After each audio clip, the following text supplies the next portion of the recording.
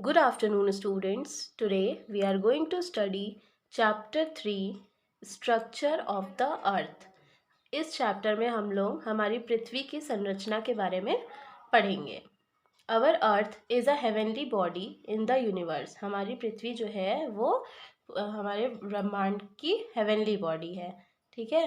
Heavenly body किसे कहते हैं? जैसे कि प्लैनेट्स, स्टार्स, है ना, ये सब क्या होते हैं? जितने भी ऑब्जेक्ट्स होते हैं हमारे स्पेस पे उन्हें हम हेवनली बॉडी कहते हैं. तो अर्थ जो है वो हेवनली बॉडी है हमारे यूनिवर्स का.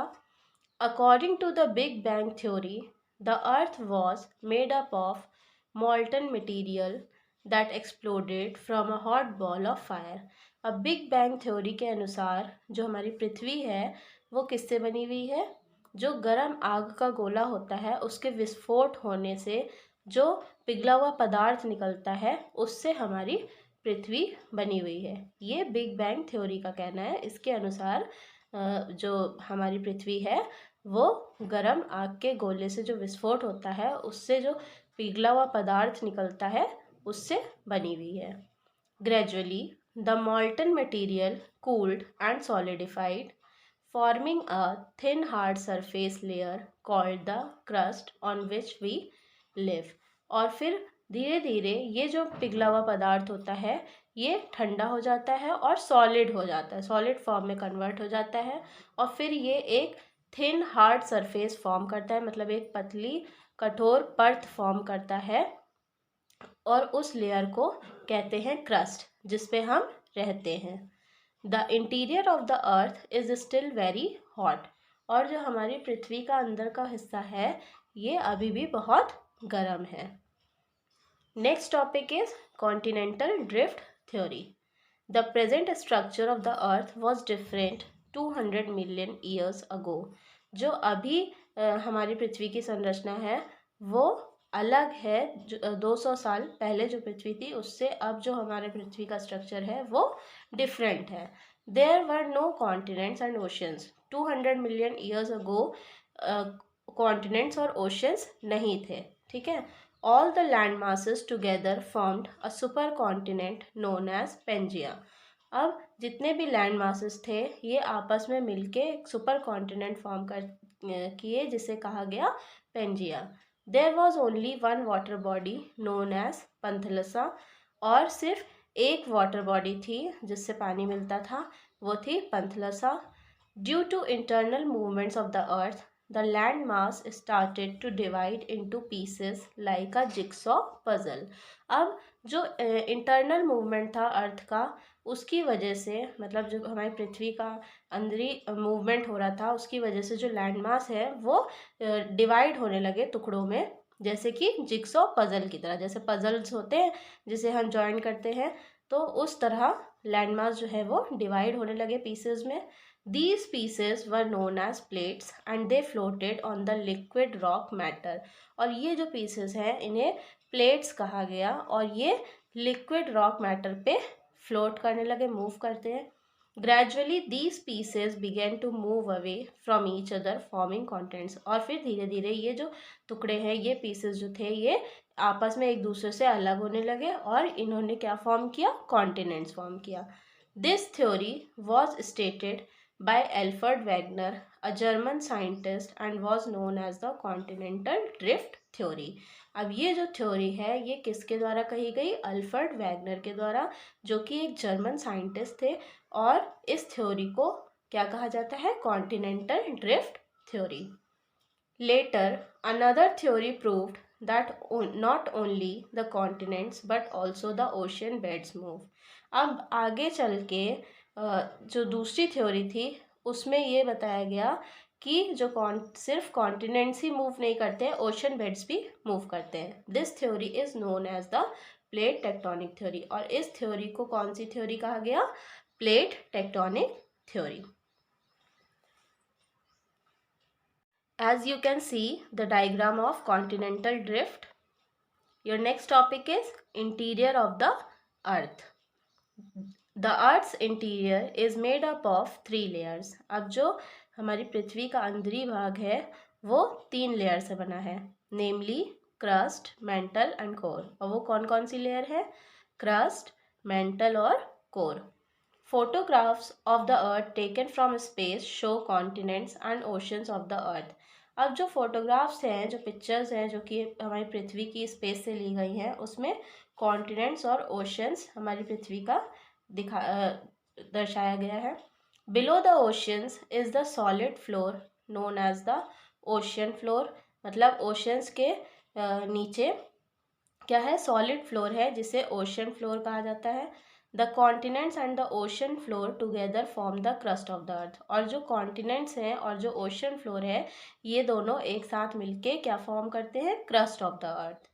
Mental is the second layer of the earth. अब मेंटल जो है, as you can see, crust जो है वो पहली लेयर है. आप इंटीरियर ऑफ द अर्थ का डायग्राम देख सकते हैं. क्रस्ट जो है वो पहली लेयर है, और ये कौन बनाता है, कॉन्टिनेंट्स और ओशन फ्लोर दोनों मिलके क्रस्ट फॉर्म करते हैं. ठीक. Then mantle is the second layer of the earth. It is made up of rocks rich in iron and other metals. अब जो दूसरी लेयर है हमारे अर्थ की, वो कौन सी है, मेंटल. अब ये किससे बनती है, ये उन रॉक्स से बनती है जो कि किस में रिच होते हैं, आयरन में या फिर दूसरे मेटल्स में. Core is the centre of the earth and is made up of two heavy metals, nickel and iron. अब कोर जो है वो पृथ्वी के सेंटर में है, और ये दो हैवी मेटल से बनी हुई है, ये जो लेयर है. और वो कौन कौन से मेटल है, nickel and iron. Hence this layer is also known as NiFe. ठीक है, और इस लेयर को NiFe भी कहते हैं. Ni and Fe are the symbols for nickel and iron respectively. और Ni और Fe जो है, ये निकल और आयरन के सिम्बल्स हैं. ठीक है, ये दोनों मेटल के सिम्बल्स हैं. Next topic is exterior of the earth. अब हमारी पृथ्वी का बाहर का हिस्सा कैसा है. The surface of the earth is made up of 29% land and 71% water. अब जो हमारी पृथ्वी का सरफेस है वो 29% लैंड है, मतलब 29% भूमि है, और 71% वाटर है, पानी है. The large land masses are known as continents. अब जो लार्ज लैंड मासेस होते हैं उन्हें हम कॉन्टिनेंट्स कहते हैं. Asia, Africa, North America, South America, Europe, Antarctica and Australia are the 7 continents of the world. अब जैसे कि आपको पता ही है कि Asia, Africa, North America, South America, Europe, Antarctica और ऑस्ट्रेलिया जो है, ये क्या है, हमारे 7 कॉन्टिनेंट्स हैं वर्ल्ड के. Other than these there are small islands scattered across the oceans. अब इन सब के अलावा कुछ छोटे छोटे आइलैंड्स हैं जो कि ओशियंस के आसपास हैं. The continents are further divided into countries. और जो कॉन्टिनेंट्स हैं ये और भी डिवाइडेड हैं कंट्रीज़ में. As per area Russia is the largest and Vatican City is the smallest country. और एरिया के अकॉर्डिंग अगर हम देखें तो रशिया जो है वो लार्जेस्ट है, और वेटिकन सिटी है, और सबसे स्मॉलेस्ट कंट्री है.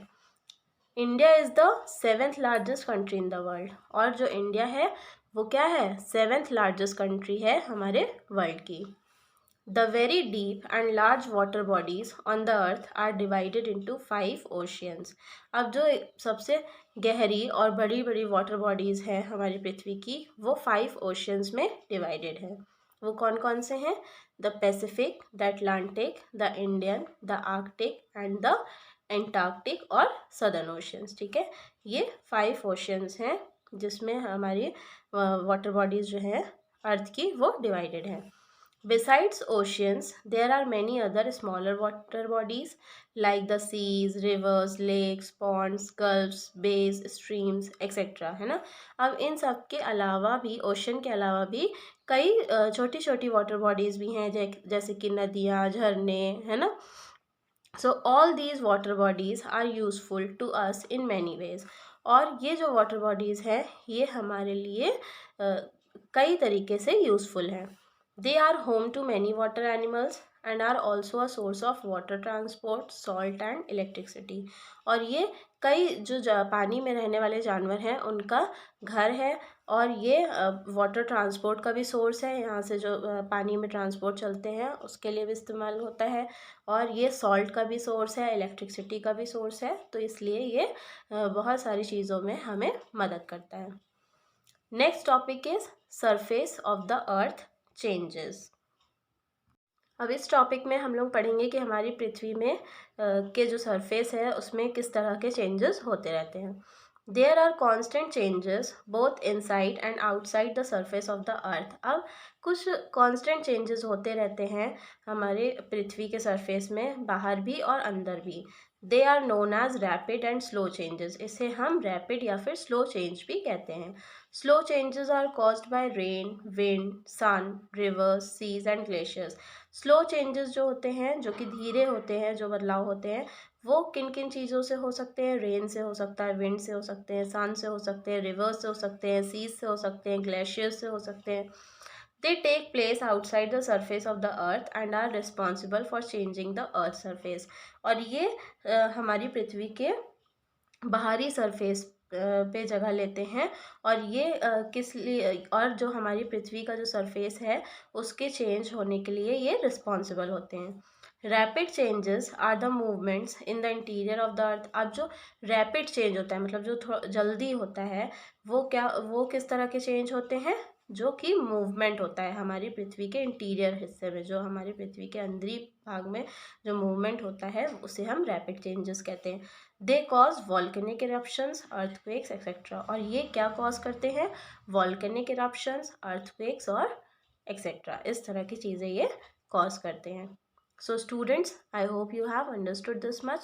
Now we will continue this chapter tomorrow. Thank you.